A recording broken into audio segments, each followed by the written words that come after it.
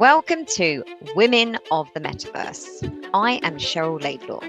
I am Angela Harkness. We have been and are still on a journey to discover the Metaverse, Web 3.0, NFTs, and anything that we are required to know to join this world. From this podcast, we will help you to unlock how the Metaverse is going to impact your brand, your business, and even your personal life.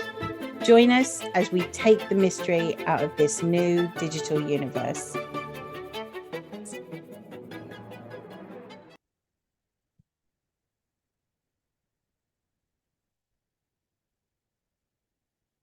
Welcome to Women of the Metaverse. In episode 45, we explained what a smart contract was. In this episode, we are going to explore how you can start to use them in your business.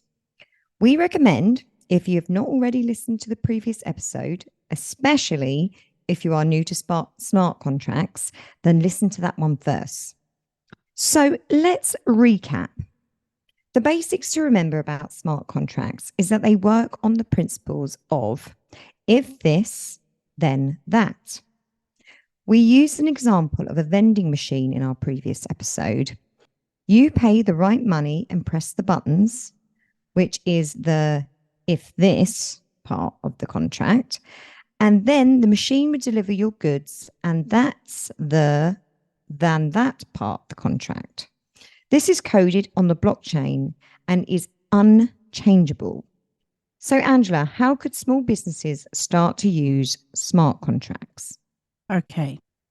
For small businesses, we have advised in so many of our episodes for you to start to look and utilize tokens in all forms for your business. And in order to do this, you would need to use smart contracts.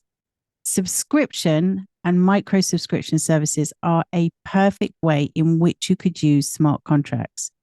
In a previous episode, we mentioned a company called Fern, which is a perfume company where you sign up to a ledger to receive perfumes that are released in line with the seasons.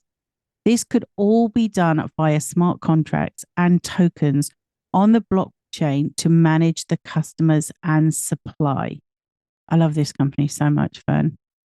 I absolutely loved this brand when Angela brought it to my attention, and it completely gave me FOMO. Like, I wanted to get this perfume in the next batch. Yeah.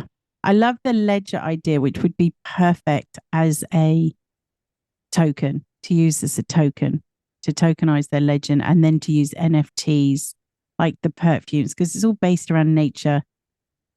And you're not guaranteed a perfume either. So if you did manage to get a perfume, you also got an NFT card.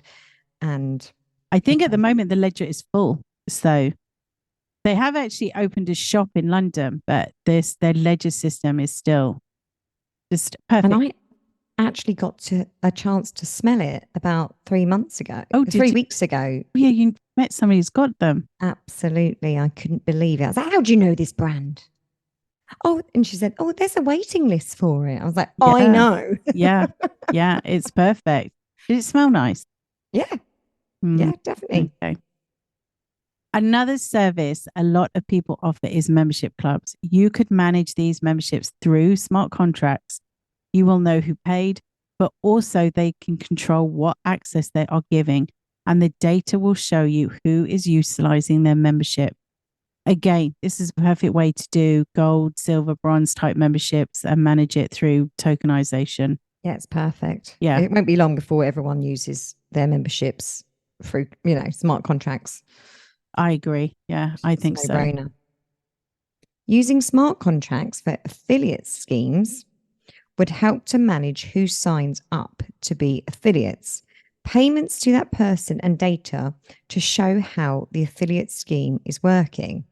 I think this is another one. When I was doing the coaching, it was one of the things I kept saying to some of my clients, you need to set up affiliates. You could make a lot of money by selling your products through affiliates. And if you see on TikTok, a lot of that brand relationship is done via affiliates. Using smart contracts to do this is a perfect way to manage it, control assets, control supply, but also it's there written into the contract how it's done. Just more useful. The amount of people that I actually recommend and could have an affiliate scheme set up. Yeah. Because it's not difficult now. There's so many different smaller systems that enable this affiliate, so many hosts for membership and kind of online courses that enable affiliate type schemes. It would be so much easier. And to do it via tokens is just a really smart way to do it, I think. There are so many ways in which you can use smart contracts on a big scale, but also on a very small scale. We recently did an episode about weddings in Web3, and we discussed a couple who gifted each other an NFT and coded their vows into a smart contract and exchanged the art on the morning of their wedding. We also discussed another wedding where each guest was gifted an NFT. This would require a very professionalized smart contract. Yeah, love these. I think they're lovely.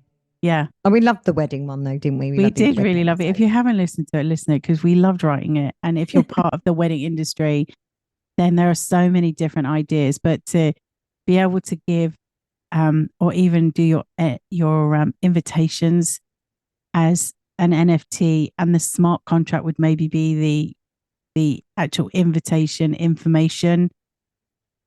But also the wedding gift one is really lovely. It just is. And if you're really romantic, that shows you really small. Yeah, it just shows you really small scale smart contracts and how you can use them. So it's very smart. In episode 49, we talked about Kathy Hackle's first Verse Lux collection, a line of jewelry that has an NFC embedded into each piece, which enables you to register yourself as the owner of that piece via a smart contract on the blockchain. So it is perfect for asset ownership. We love that one too, right? We loved that episode. Mind you, I would love to do a whole episode just on NFCs. Yes. Because that's a different world.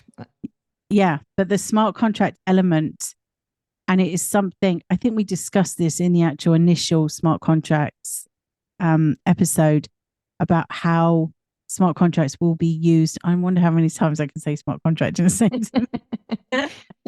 How they will be used for asset control. So asset ownership, but also controlling the supply chain. But as a buyer, for you to have that control over something you own, I think a smart contract is a really smart way to do that. And I think probably insurance companies eventually will enable people to register things in their house via maybe NFCs that will then go onto a smart contract that shows what you have insurance wise in your house. Yes, that's a no-brainer. Every piece of furniture that you buy from now on will have an NFC attached to it. And then when you but it's always like when you do your insurance, yeah, it's always really difficult. They say, what's the value of everything in your home? You're like, I don't know. Like it adds up. Let me just get a calculator. Yeah, it adds up, doesn't it? And then you've got pieces that maybe you don't know how much they would be worth because somebody's giving them to you. Or it's just a really great way. And, for safety purposes as well when it's stolen. So, yes, all ideas. If you do nothing else, then at minimum, you should do more research to fully understand them and learn how to read them internally and externally for your company, as they may become useful, efficient, and a cost-effective way to manage your business. We think we might be shocked by how quickly they start to become part of our lives without us really knowing. Also, more importantly, there will be limitless creative ways to use them to market and grow your brand. So we hope you've enjoyed this episode. Do join us next week as we continue our journey into the metaverse. Bye for now. Bye. Thank you for listening to this episode of Women of the Metaverse.